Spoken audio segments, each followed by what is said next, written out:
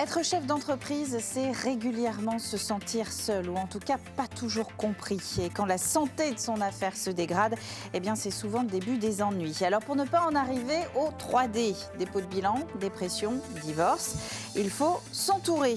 Vous connaissez sans doute l'association 60 000 rebonds. Eh bien en voici une autre, elle s'appelle Second Souffle. Elle est en train de développer sa présence en Vendée par le biais d'un chef d'entreprise, lui-même passé par des jours pas très sereins, à savoir Pascal Lefebvre. L'Hebdo Écho, c'est parti.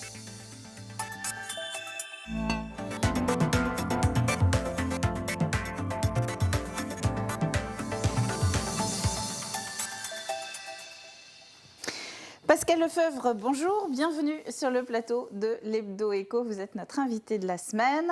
Vous êtes le représentant donc, de l'association Second Souffle qui commence à s'implanter ici en Vendée et on va donc échanger à ce sujet dans quelques instants. Face à vous, notre chroniqueur de la semaine. Bonjour Philippe. Bonjour. Ça va? Mais très bien. Est-ce qu'on s'est vu depuis le début de 2024? On ne s'est pas vu, mais je vous ai souhaité mes vœux et puis vous aussi. Bon, ça c'est déjà fait, donc c'est bon. Ouf, on est dans les temps. Alors on va commencer comme d'habitude avec notre petit tour de l'actu économique vendéenne et comme la semaine dernière, évidemment, une actualité économique dominée par le mouvement des agriculteurs. Le temps fort, c'était mercredi avec le grand rassemblement départemental. Vous le voyez sur ces images tournées par les journalistes de TV Vendée. C'était un rassemblement à l'appel des jeunes agriculteurs et de la FDSEA, deux syndicats agricoles majoritaires ici en Vendée. Près d'1 millier de tracteurs positionnés sur tout le boulevard circulaire de La Roche-sur-Yon en attendant d'être reçus par le préfet. La veille, c'est la Confédération paysanne qui avait donné rendez-vous au même endroit. Les agriculteurs bio, eux, ont fait entendre leur voix jeudi. Mais la semaine a été très chargée en mouvements sociaux puisqu'au même moment, les enseignants se sont aussi mobilisés, tout comme, vous le voyez là sur ces images, les entreprises artisanales du TP et du paysage. Un rassemblement organisé au nord de La Roche-sur-Yon avec le blocage du viaduc Bernard Palissy pendant toute une journée. Le mot d'ordre du CNATP, la taxation sur le GNR doit revenir au niveau de 2023 pour tous. Il réclame aussi la simplification administrative et la levée des contraintes quotidiennes pour les TPE et les PME. On va terminer avec ces deux petites dernières infos très rapidement. La première, regardez ces photos, c'est la signalétique de Vendée Grand Littoral qui change pour les entreprises. Alors, cela peut vous paraître anecdotique, mais c'est la fin d'un très gros chantier d'harmonisation de toutes les zones d'activité de la communauté de communes. Il y en a 15 sites. Un des objectifs, c'est de faciliter le repérage dans ces quartiers qui sont toujours un petit peu labyrinthiques. Et puis, on va terminer avec ce rendez-vous proposé par la CCI. Ce sera le 15 février prochain. Ici, Industrie proposera dans les locaux de la CCI un grand salon avec des pistes de solutions pour les industriels en termes de transition écologique, de RH ou encore de performance. Et ce sujet, eh bien, nous en reparlerons la semaine prochaine. C'est un petit teasing. Alors, place en attendant à notre entretien, je vous le disais, de la semaine. Nous recevons Pascal Lefebvre pour parler de Second Souffle, une asso qui propose une main tendue aux entrepreneurs en difficulté. Et on vient de le voir à l'instant dans le récap actu. Il y en a besoin de cette main tendue en ce moment, n'est-ce pas ? Exactement. Vous êtes très sollicité ? Trop. Trop, c'est vrai. Trop, en fait, par définition, mais de plus en plus, oui. Quel est le profil des gens qui viennent vous voir à Second Souffle ? Alors, Second Souffle existe depuis 2010, est reconnu d'intérêt général et est là pour aider de manière bénévole et confidentielle les micro-entreprises et TPE. Donc, le profil, c'est moins de 10 salariés sur le territoire. Donc, ce sont des artisans, des commerçants ? Des artisans, des commerçants, des industriels, des indépendants. Avant le redressement judiciaire ou la liquidation judiciaire, avant le mandat ad hoc, avant d'aller au tribunal, si je puis m'exprimer ainsi. Et c'est peut-être là la principale différence, d'ailleurs, avec l'association 60 000 rebonds ? C'est parfaitement la principale différence et la complémentarité, d'ailleurs. Ça veut dire qu'on commence par chez vous en espérant ne pas aller voir 60 000 rebonds derrière. C'est vrai ? C'est exactement ça. 91% aujourd'hui des entreprises que nous accompagnons se relancent, rebondissent. La présence de Second Souffle, elle est nationale, avec des antennes un petit peu partout en France. Oui. Chez nous, c'est encore un petit peu timide. La Vendée, vous arrivez tout juste, vous commencez ou ça fait déjà quelques temps ? Alors, on arrive tout juste, depuis l'été dernier, c'est moi en fait, sur Fontenay-le-Comte, la nouvelle ville où j'habite depuis l'été dernier. Mais la Second Souffle s'occupe de la délégation Pays de la Loire en fait. Donc avant, j'habitais à Nantes, donc on s'est occupé de Nantes, de la Baule-Saint-Nazaire. Et puis comme je suis venu habiter ici, ben voilà, nous voilà sur Fontenay-le-Comte, où j'ai envie de m'impliquer à ma mesure à défendre l'économie des entrepreneurs en difficulté, quoi, au niveau des quartiers et de la ruralité. Est-ce que ça veut dire que votre périmètre d'intervention va se limiter peut-être à la zone qu'on appelle maintenant Vendée Grand Sud ou au bassin vraiment de Fontenay, ou alors vous ouvrez au département?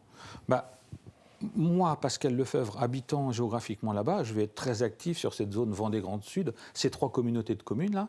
Après, on est disséminés un petit peu sur le territoire, on est une équipe d'une douzaine de personnes, mais lorsque nous suivons les dossiers, on se déplace, puisqu'on vient tous avec nos expertises spécifiques accompagner le sujet, quoi, l'objet. Alors comment ça se passe très concrètement? Déjà, il faut oser faire le premier pas, il faut Tout est oser là. vous voir, et donc il faut déjà se rendre compte qu'on a besoin de vous. Savoir que nous existons, oser dire j'ai des faiblesses, sortir de ces problèmes psychologiques, j'allais dire, de comment je vais me payer à la fin du mois, qu'est-ce que va dire mon époux, mon épouse parce que je n'ai pas de salaire, que vont penser mes enfants, mes amis chefs d'entreprise, je suis le tocard par rapport à eux. Donc c'est sortir de ce truc-là. J'ai vécu 2 redressements judiciaires à 7 ans d'intervalle, donc je sais ce que c'est de passer par ce chemin-là. L'équipe des Pays de la Loire, le Cercle Cœur, est composée d'entrepreneurs qui ont tous vécu le redressement judiciaire. Moi, j'ai voulu ça. Et ils ont tous des expertises complémentaires. Haut de bilan, RH, web, start-upper, psychothérapeute, là, pour remettre en forme tout ça dans la tête. Donc, en fait, selon les dossiers qui nous arrivent, qui sont inscrits sur la plateforme, secondsouffle.org, eh bien nous, on se concerte entre nous pour savoir qui c'est le meilleur expert pour accompagner tel ou tel dossier. On y va en binôme.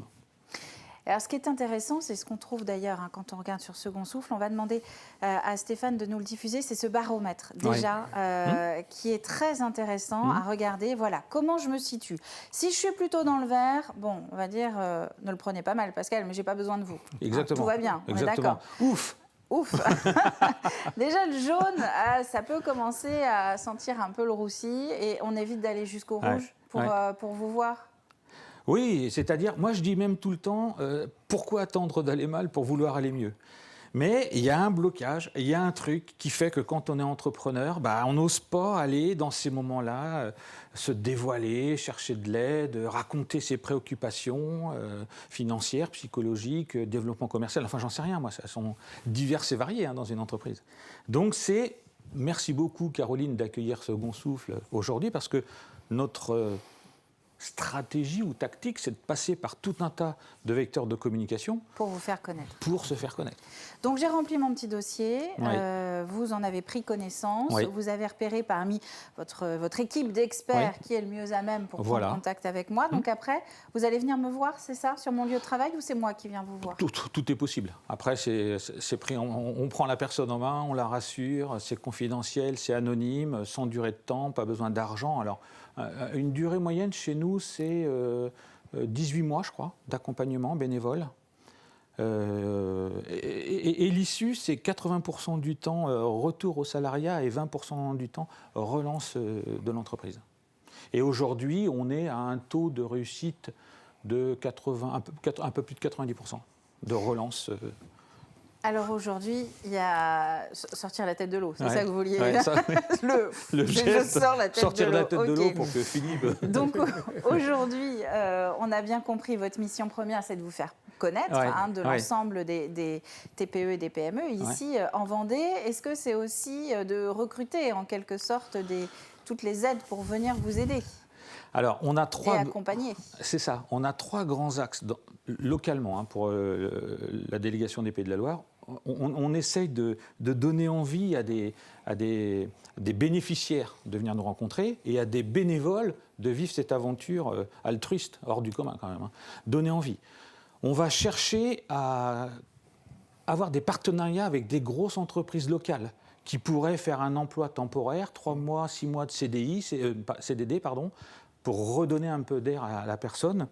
Et surtout, créer du lien. Créer du lien Donc aller chercher des parrains avec les institutionnels locaux, les personnalités politiques et les chambres consulaires.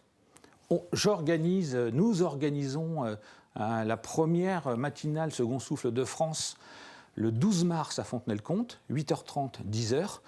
Je cherche d'ailleurs une salle parce qu'on s'est mal compris là avec les locaux, mais on va trouver une salle, justement pour inviter ces bénévoles potentiels à nous rejoindre. Alors, pendant que Philippe s'échauffe la voix, le bien-être du dirigeant, vous m'avez dit, ça vous a parlé. On va regarder les contacts quand même. De la même manière, Stéphane, est-ce que tu peux afficher ces contacts à retenir, le portail du rebond. On a évoqué donc Second Souffle que vous représentez, Pascal. Il y a aussi 60 000 rebonds recréés. Il y a Amarok. Et il y a surtout donc ce numéro vert qu'il faut bien avoir en tête quand on est à la tête d'une entreprise et ne pas attendre que tout tombe à l'eau pour essayer de réagir. Et ça comprend sa propre santé, évidemment. Philippe, oui. Alors moi, je voudrais bien dans ses baskets, bien dans son entreprise. Oui, ça c'est important. Et puis je voudrais dire que l'échec, parce que bien sûr c'est un échec en France, malheureusement. Car pour moi, ce n'est pas un échec, c'est un apprentissage. Un enseignement, tout à fait. fait. Et un enseignement. Et je crois que je voudrais qu'on rebondisse là-dessus, parce que s'il y avait un peu plus de prévention, d'accompagnement, eh bien je crois qu'on éviterait pas mal les échecs. Et donc c'est pour ça que Second Souffle est le bienvenu en Vendée. Vous êtes sensible à cette Merci, démarche Philippe. Mais bien sûr, c'est indispensable. Ah bah oui. Je veux dire, les chefs d'entreprise sont seuls, vous l'avez dit en préambule. Et en définitive, quand il y a des problèmes, des difficultés, quand ils ont des soucis de santé, eh bien qu'est-ce qu'ils font? Ils se recroquevillent sur eux-mêmes et ne vont pas vers les autres. Et c'est tout le problème. Il faut faire l'inverse. Et c'est pour ça que 60 000 rebonds, c'est trop tard pour moi, parce que là, on est déjà dans la complication. Mais Second Souffle, c'est vraiment très important. C'est en amont. Donc, allez voir Second Souffle. Second Souffle, 95 il y a 4 millions à peine d'entreprises en France qui en vie, j'allais dire. 95% à la louche sont des micro-entreprises et des TPE. Alors ça représente, je ne me rappelle plus combien de salariés, un peu moins que les grosses boîtes là, mais il n'y a rien en fait. Donc c'est pour ça que 60 000 rebonds et nous sommes là. Vous avez parlé, puisque là je vais rebondir encore, sur la santé du dirigeant, parce qu'effectivement, aujourd'hui on s'aperçoit que la vitalité du chef d'entreprise, c'est le moteur de la réussite entrepreneuriale. Ça c'est un impératif et il faut le dire. Et quand je regardais justement Second Souffle sur le baromètre de Second Souffle, plus on voit que la santé du dirigeant se dégrade, et plus il va y avoir des problèmes au niveau de l'entreprise. Et puisque là, le rouge, c'est quand il n'y a plus de sommeil, quand effectivement les problèmes sont là et on vit avec les problèmes, et donc forcément, l'entreprise a de plus en plus de difficultés. C'est pour ça que quand il y a eu des bouleversements économiques, je dirais avec la Covid, etc., aujourd'hui, ça a complètement remodelé la façon de vivre, la façon de travailler. Et je crois que les chefs d'entreprise en ont subi les conséquences. On ne s'en rend pas assez compte maintenant. Voilà. Alors moi, je voudrais leur dire, accordez-vous du temps pour mieux... C'est dur, sportif, mais c'est très dur. Mais aujourd'hui, on est dans une année olympiade. Tout le monde parle de sport. Donc, parlons du sport aux chefs d'entreprise. Mettez ça dans vos agendas. Faites en sorte que vous ayez 2 heures peut-être de sport dans votre semaine et faites en sorte que ça soit un défi pour vous parce que c'est impératif.